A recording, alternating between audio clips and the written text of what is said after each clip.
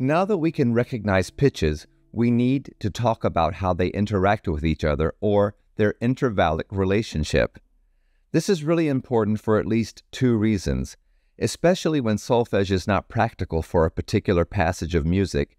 You can sing intervallically, meaning that you can determine how far the next note is from the one you just sang. It is also paramount to be aware of the surroundings, that is, the distance your pitch is from other voices in the chorus at any given time.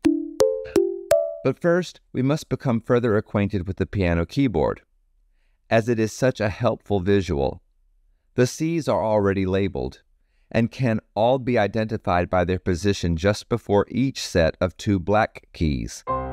Walking up from there, all Ds look the same, then Es, then Fs, just before each set of three black keys, and so on.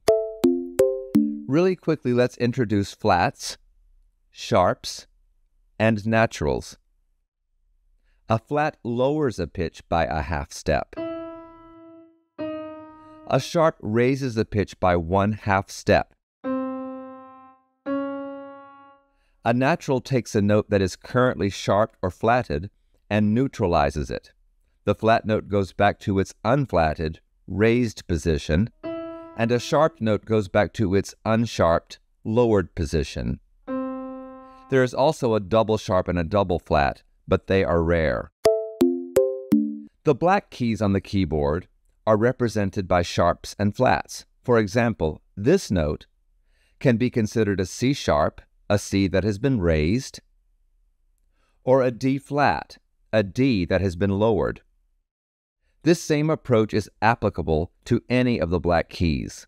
Let's take this note, which can be considered a G sharp, a G that has been raised, or an A flat, an A that has been lowered.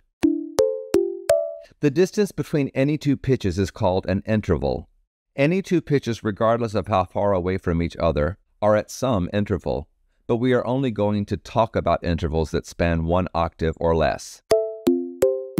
Let's start with how to assign a number to an interval. We will base these things off middle C and the treble clef, but an interval exists between any two notes regardless of where they occur on any clef.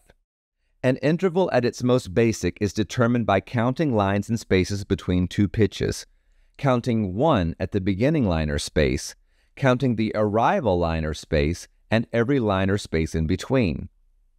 I will not be talking about the unison, although some think of it as an interval. This is a second. Seconds are adjacent notes in the scale. Thirds span from one line to the very next line, or one space to the very next space. Here is a fourth. A fifth starts from a line and ends 2 lines from there, or starts from a space and ends 2 spaces from there. Here is a sixth.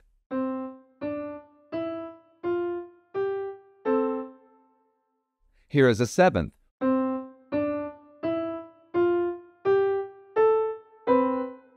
And finally, here is an octave.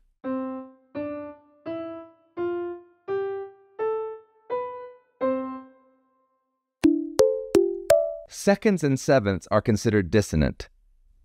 Thirds and sixths are considered imperfect consonances, and the fourth, fifth, and octave are considered perfect consonances.